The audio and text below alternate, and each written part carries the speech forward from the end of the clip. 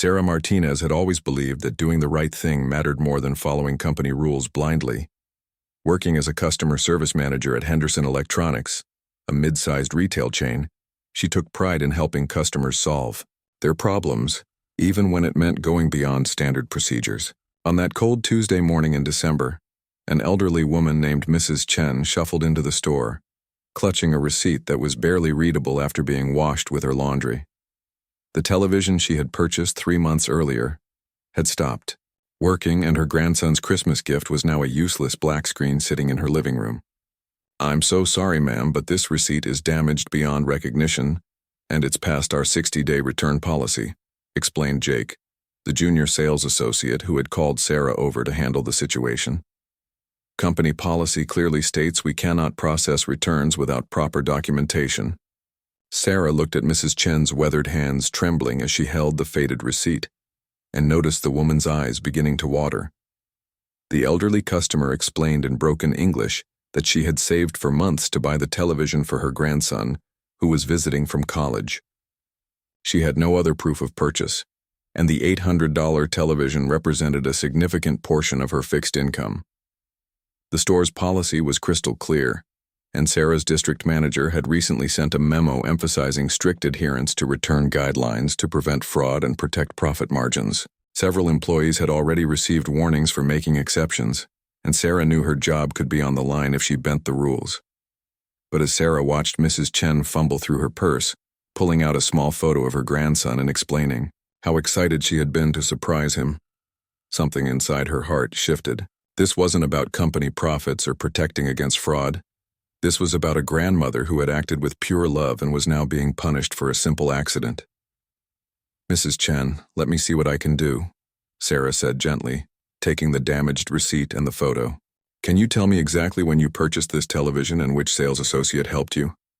Mrs. Chen's face lit up with hope as she recounted every detail she could remember about the purchase. Sarah spent the next 30 minutes searching through sales records matching the date, approximate time, and Mrs. Chen's description of the young man who had helped her with the television selection. Finally, Sarah found the transaction buried in the system. The serial number matched, the date aligned with Mrs. Chen's memory, and every detail confirmed that this was indeed a legitimate return request from a customer who had simply encountered an unfortunate accident with her receipt. Without hesitation, Sarah processed the return, arranged for a replacement television to be delivered to Mrs. Chen's apartment, and even included a 1-year extended warranty at no charge. She watched the elderly woman's tears of frustration transform into tears of gratitude as she thanked Sarah repeatedly, promising to light a candle for her at church. What Sarah didn't know was that her district manager, Mr. Harrison, had been conducting one of his surprise store visits that day and had witnessed the entire interaction from the electronics section. He had observed Sarah breaking company policy and had already made up his mind about the consequences before Mrs. Chen had even left the store. The confrontation came swift and harsh.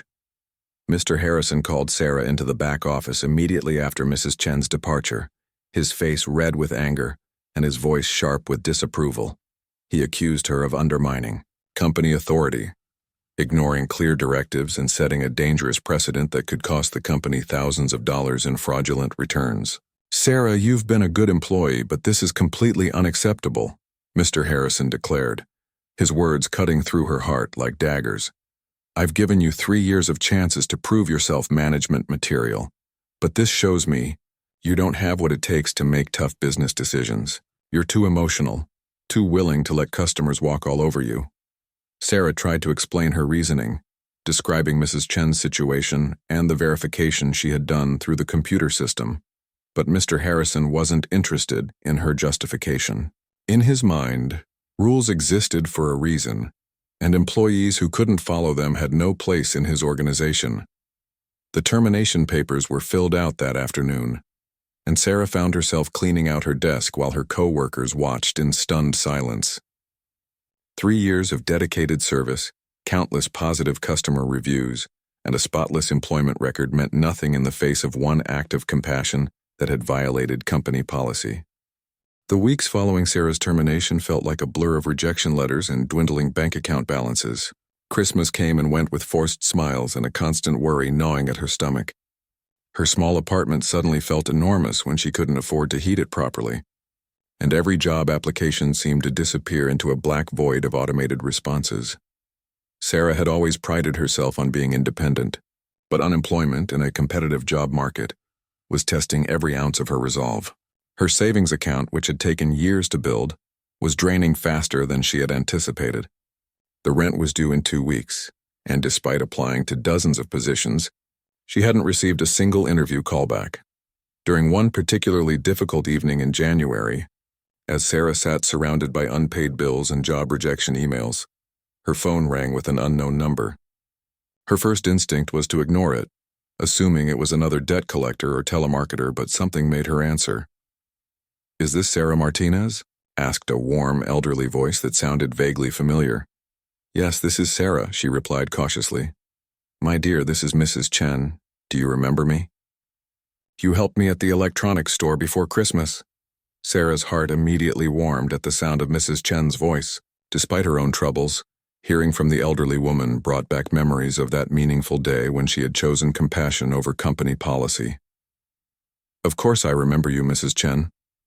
How are you? Did the television work out well for your grandson's visit?" Mrs. Chen's voice became emotional as she explained how much that act of kindness had meant to her family. Her grandson had been overwhelmed by the surprise, and they had spent countless hours watching old movies together during his holiday visit. But more importantly, Mrs. Chen had been deeply troubled when she learned that Sarah had lost her job because of helping her. "Sarah, my dear, I cannot sleep knowing that your kindness cost you your livelihood," Mrs. Chen said, her voice shaking with emotion. "I have been asking everyone I know if they can help you find work. But I am just an old woman with limited connections." Sarah assured Mrs. Chen that she didn't need to worry, that finding a new job was just taking longer than expected, and that she would never regret helping her. But Mrs. Chen had something else to share that would change everything. "There is something you should know about my grandson, David," Mrs. Chen continued. "He was so moved by your story that he has been telling everyone about what you did for me. David works for a technology company, and he shared your story during a business dinner last week." Sarah listened politely, not understanding where this conversation was leading, but grateful for Mrs. Chen's concern and her grandson's kind words. "The people at this dinner were very important business people, Sarah. When David told them about how you lost your job for helping an elderly customer, they became very interested in learning more about you. They said that the kind of character you showed is exactly what they look for in their business partners and employees." Mrs. Chen explained that her grandson David worked as a software engineer for a tech startup, but the dinner he had attended was actually a monthly gathering of successful entrepreneurs and investors who met to discuss business, opportunities, and share stories about exceptional people they had encountered. David gave them your name and told them everything about what happened at the store. They were so impressed that they want to meet with you. Several of them said they have job opportunities, and others mentioned business partnerships or investments they might be interested in discussing. Sarah could hardly believe what she was hearing. The idea that her moment of compassion for Mrs. Chen could somehow lead to business opportunities seemed too good to be true. She had never imagined that a simple act of kindness could ripple outward in such an unexpected way. Mrs. Chen continued, "David asked me to call you because these business people want to invite you to their next dinner meeting. They said they rarely invite newcomers, but your story convinced them that you are someone they need to meet personally." The invitation felt surreal to Sarah, who had spent weeks feeling invisible and rejected by the job market. The thought of meeting with successful business leaders seemed intimidating, but Mrs. Chen's enthusiasm and David's endorsement gave her a glimmer of hope she hadn't felt in months. As they talked, Mrs. Chen shared more details about the group. Apparently, they called themselves the Impact Circle and were known for identifying and supporting individuals who demonstrated exceptional character and integrity in their professional lives. They had funded startups, created job opportunities, and even partnered with people who impressed them with their values-driven approach to business. The restaurant where the Impact Circle met was unlike anything Sarah had ever experienced. Located in the penthouse of a downtown high-rise, the private dining room offered panoramic views of the city skyline while maintaining an intimate atmosphere that encouraged genuine conversation rather than superficial networking. David Chen, Mrs. Chen's grandson, met Sarah in the lobby and immediately put her at ease with his warm demeanor and casual attire. Despite working in the tech industry, he had the same gentle kindness that his grandmother possessed, and Sarah understood why he had been so moved by her story. "I have to admit I was nervous about sharing your story with this group," David confessed as they rode the elevator to the top floor. "But after seeing how my grandmother's face lit up every time she talked about your kindness, I knew these people needed to hear about someone who prioritizes human decency over corporate rules." As they entered the dining room, Sarah was struck by how normal everyone looked. She had expected intimidating business suits and cold handshakes, but instead found herself surrounded by casually dressed individuals who seemed genuinely interested in getting to know her as a person, rather than evaluating her as a business opportunity. The group's informal leader, a woman named Patricia Williams who had built a successful chain of eco-friendly hotels, immediately made Sarah feel welcome by sharing her own story of being fired from a corporate job for refusing to implement policies that harmed employees. "We've all been where you are, Sarah," Patricia explained as they settled around the circular table that had been specifically chosen to eliminate hierarchy and encourage equal participation. "Every person in this room has faced a moment where doing the right thing conflicted with doing the profitable thing, and we've all learned that character ultimately matters more than quarterly earnings." As dinner progressed, Sarah learned about the diverse backgrounds represented around the table. There was Marcus Thompson, who had revolutionized urban farming after being fired from an agricultural corporation for refusing to use harmful pesticides. Elena Rodriguez had created a successful tutoring empire after losing her teaching job for spending her own money on supplies for underprivileged students. Each person shared their story of professional setbacks that had ultimately led to greater success, and Sarah began to understand that her termination from Henderson Electronics might not be the devastating career blow she had imagined. Instead, it could be the catalyst that led her towards something more meaningful and financially rewarding. "The reason we wanted to meet you, Sarah, is that we believe integrity is the rarest and most valuable commodity in business today," explained Robert Kim, who had built a technology consulting firm that prioritized ethical practices over maximum profits. "When David told us about your willingness to sacrifice your job to help an elderly customer, we recognized someone who shares our values." The conversation gradually shifted from sharing stories to discussing opportunities. Several group members mentioned job openings in their companies, but what surprised Sarah most was their interest in her potential as an entrepreneur rather than just as an employee. "Have you ever considered starting your own business?" asked Jennifer Walsh, who had created a successful online platform connecting customers with ethical businesses. "Your experience in customer service, combined with your demonstrated commitment to doing the right thing, suggests you might be perfect for entrepreneurship." Sarah had never seriously considered starting her own business, primarily because she had always assumed it required significant capital and connections she didn't possess. But as the group discussed various possibilities, she began to see how her skills and values could translate into business opportunities. The most intriguing suggestion came from Thomas Anderson, who had built a successful consulting firm that helped companies improve their customer service and employee satisfaction. He explained that many businesses were struggling with the same issues that had led to Sarah's termination at Henderson Electronics. "Companies are losing customers and employees because they prioritize short-term profits over long-term relationships," Thomas explained. "But there's a growing market for consultants who can help businesses understand that treating people well actually improves their bottom line." As the evening continued, Sarah found herself engaged in detailed discussions about business models, target markets, and growth strategies. The group's enthusiasm for her potential was infectious, and she began to envision herself not as an unemployed retail worker, but as an entrepreneur with valuable insights about customer service and workplace culture. By the time dessert was served, 3 different group members had offered Sarah positions in their companies. 2 others had proposed business partnerships, and the entire group had expressed interest in providing financial backing if she decided to start her own consulting firm. The most unexpected offer came from Patricia Williams, who suggested that Sarah consider joining the Impact Circle as a partner, rather than just as someone seeking assistance. Patricia explained that the group was always looking for new members who could contribute different perspectives and expertise to their collaborative approach to business. The weeks following Sarah's dinner with the Impact Circle felt like stepping into an entirely different universe.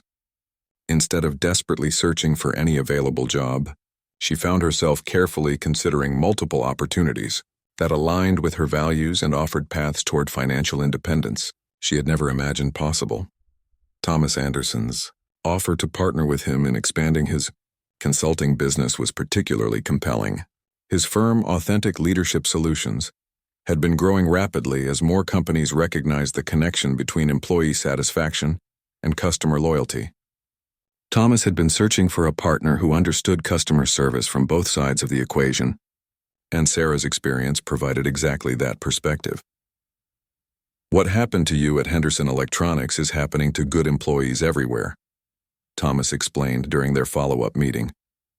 Companies are so focused on protecting themselves from potential losses that they're driving away the very people who could help them build lasting customer relationships. The partnership proposal was more generous than Sarah had dared to hope. Instead of offering her a traditional job, Thomas suggested that she become a co-owner of the consulting firm, with her equity stake growing based on the new business she brought to the company. He also offered to cover her living expenses during the first 6 months while she developed her consulting skills and built her client base. But the Impact Circle members had more than just business opportunities to offer. Jennifer Walsh introduced Sarah to a network of women entrepreneurs who met monthly to share resources and support each other's ventures. Marcus Thompson connected her with a small business development program that offered free training in financial management and marketing strategies. Most surprisingly, Patricia Williams invited Sarah to attend a 3-day entrepreneurship retreat at one of her eco-friendly resorts, where successful business owners shared their experiences and provided mentorship to aspiring entrepreneurs. The retreat was normally expensive and exclusive, but Patricia covered all expenses as an investment in Sarah's future success.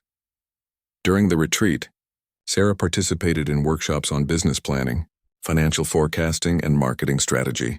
But more importantly, she spent hours in conversation with successful entrepreneurs who had built their businesses on principles of integrity and social responsibility. Their stories reinforced her growing belief that doing good and doing well financially were not mutually exclusive goals.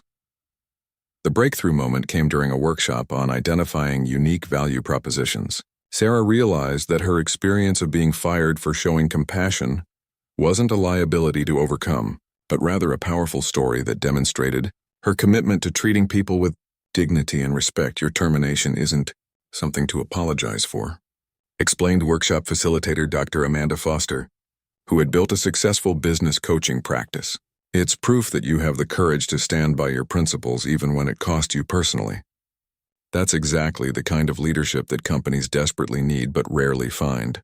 With this new perspective, Sarah began developing a business plan for her own consulting practice focused on helping companies create customer service cultures that prioritized both profitability and human dignity.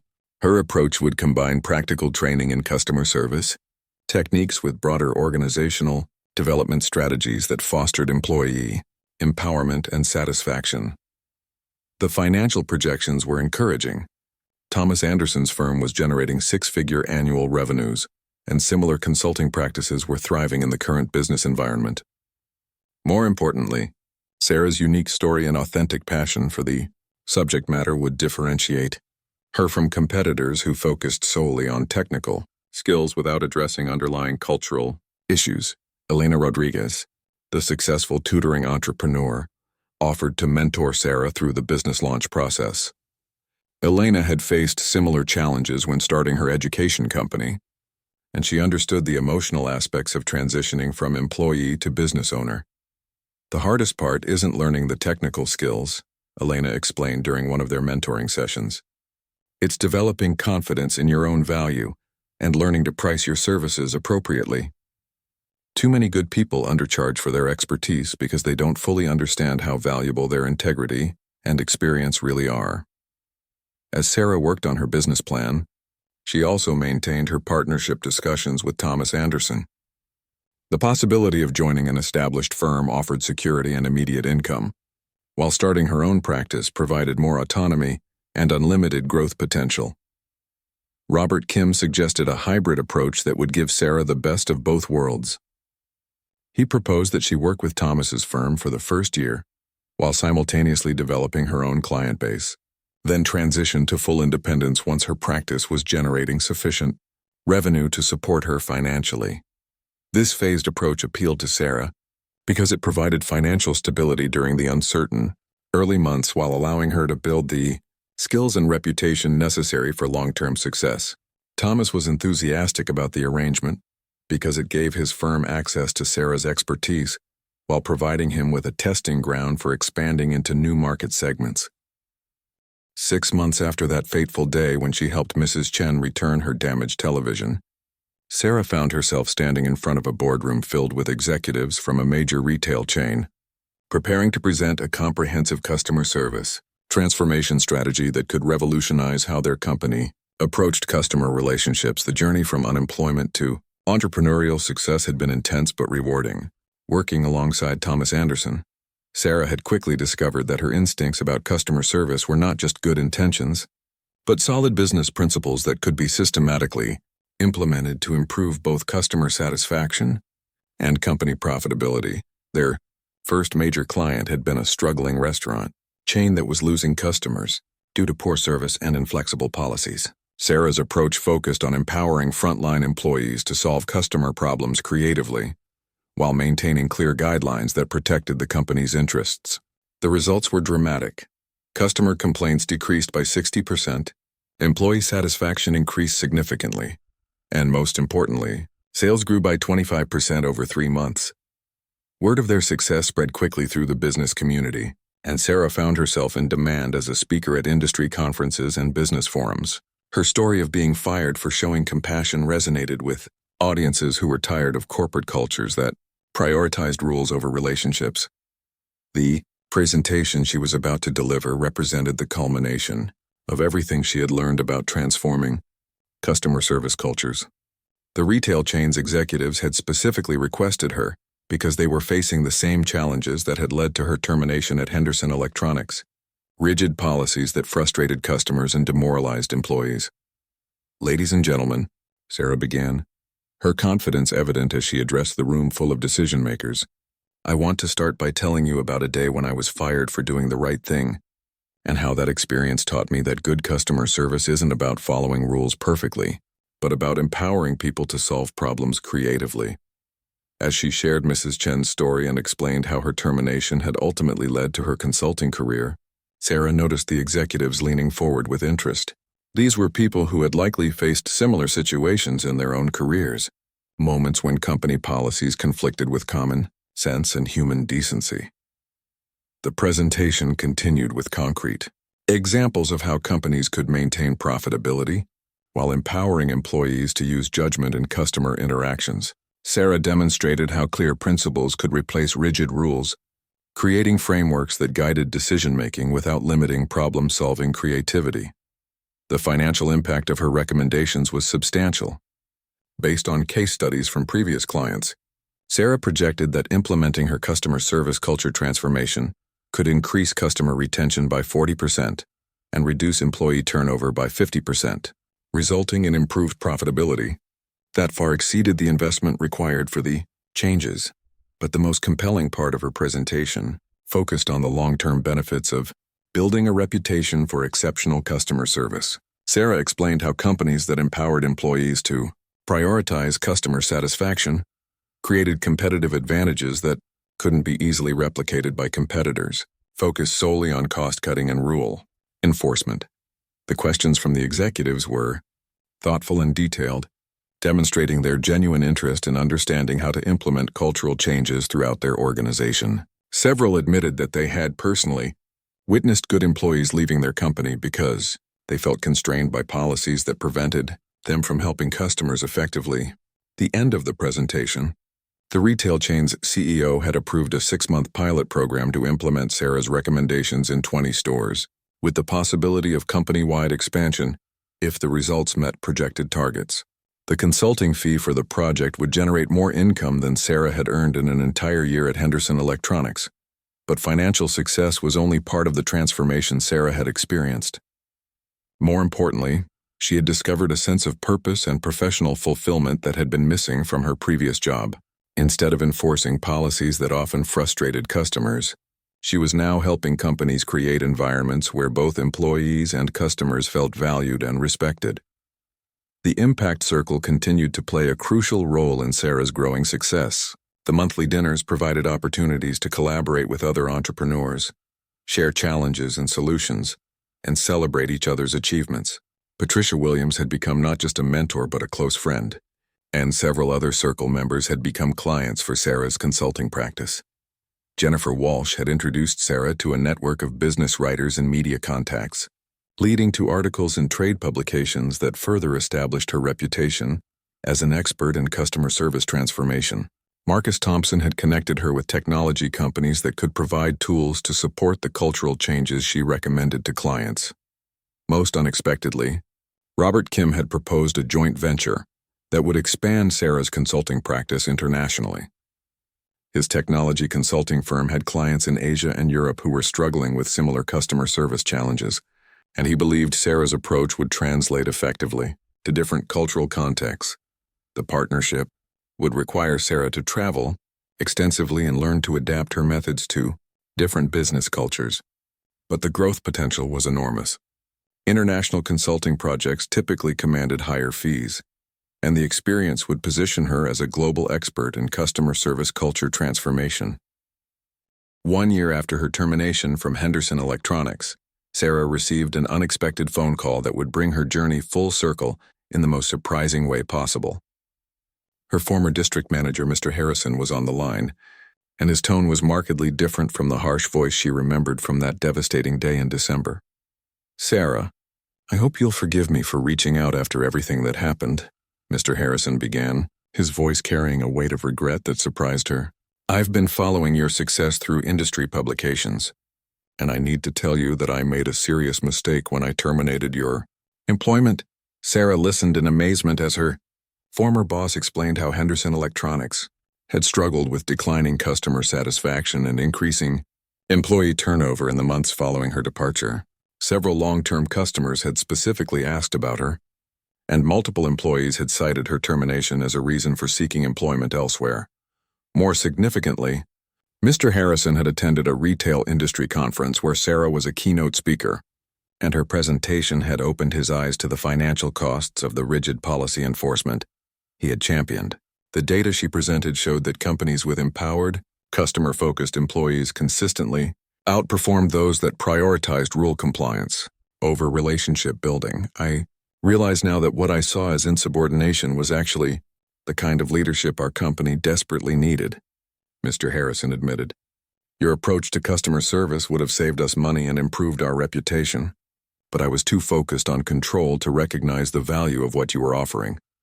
The purpose of his call became clear when he explained that Henderson Electronics was facing serious financial difficulties.